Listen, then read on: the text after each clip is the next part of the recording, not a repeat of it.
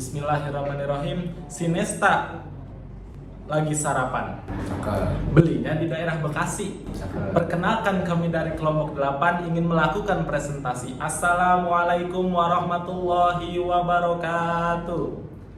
Perkenalkan, saya Putra Pratama dari kelompok 8 ingin melakukan presentasi dengan nomor absen nomor 6. Dan teman saya Saya Aga Yazid Energi Isworo dengan absen 11. Saya Nafisa Febrianti dengan nomor absen 1. tema untuk poster yang kami ambil adalah harga BBM naik, tapi laporan keuangan Pertamina justru menunjukkan kerugian. Apa penyebab dibaliknya? Pertamina merupakan salah satu badan usaha milik negara atau bisa disebut dengan BUMN yang berperan penting dalam mengelola energi nasional, terutama sektor minyak dan gas bumi. Sebagai tulang punggung distribusi bahan bakar di Indonesia, kinerja Pertamina sangat mempengaruhi stabilitas ekonomi dan kesejahteraan masyarakat. Namun, beberapa tahun terakhir Pertamina mengalami atau dilaporkan kerugian meskipun harga BBM pada saat itu naik. Salah satu faktor utama penyebab kerugian Pertamina adalah campur tangan politik dan kepentingan bisnis tertentu. Kebijakan harga BBM serta kerjasama bisnis sering dipengaruhi tekanan politik, bukan murni pertimbangan ekonomi. Akibatnya, keputusan strategis seperti penetapan harga dan subsidi tidak selalu efisien.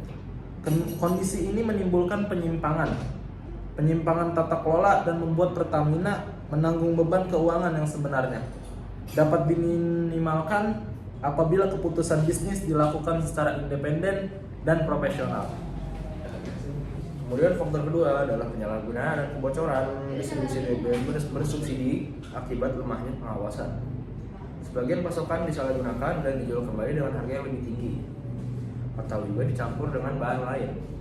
Salah satu contohnya adalah dugaan praktik BBM oplosan yang diungkap oleh Kejaksaan Agung, seperti Pertalite yang dioplos dengan Pertamax dan dijual dengan harga Pertamax. Mereka lakukan itu untuk meraih keuntungan yang lebih besar.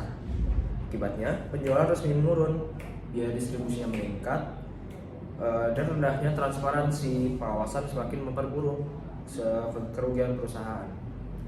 Faktor selanjutnya adalah pengelolaan proyek dan investasi energi yang kurang efisien. Beberapa proyek sering dijalankan tanpa perencanaan yang matang maupun pengawasan yang ketat, sehingga membuka peluang terjadinya pemborosan anggaran dan salah kelola. Dalam sejumlah kasus, penggunaan dana yang tidak tepat sasaran menimbulkan potensi penyimpangan. Akibatnya, kondisi keuangan perusahaan menjadi terganggu karena dana yang seharusnya dialokasikan untuk inovasi justru terpakai untuk menutup kerugian. Faktor yang terakhir adalah ketidakseimbangan antara harga jual dan biaya produksi BBM. Walau harga BBM terasa tinggi, tapi biaya impor minyak, pengolahan dan distribusi membuat keuntungan perusahaan semakin menipis. Subsidi energi yang belum tepat sasaran juga menambah beban keuangan. Di sisi lain, kenaikan harga yang tidak diiringi peningkatan layanan menurunkan kepercayaan publik terhadap Pertamina dan pemerintah. Dari berbagai faktor tersebut, terlihat permasalahan keuangan Pertamina bersifat kompleks dan multidimensi.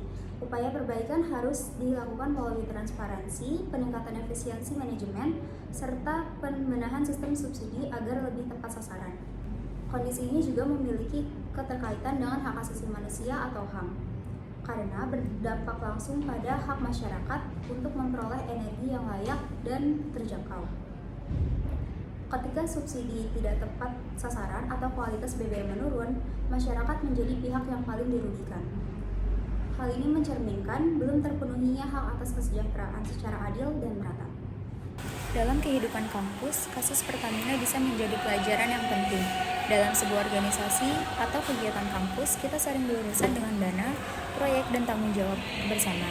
Disinilah pentingnya transparansi, kejujuran, dan rasa tanggung jawab. Melalui poster ini, kelompok kami ingin menyampaikan pesan sederhana, yaitu mari belajar dari kasus Pertamina untuk membangun budaya yang jujur dan adil. Dan itu dapat dimulai dari diri sendiri dan lingkungan kampus.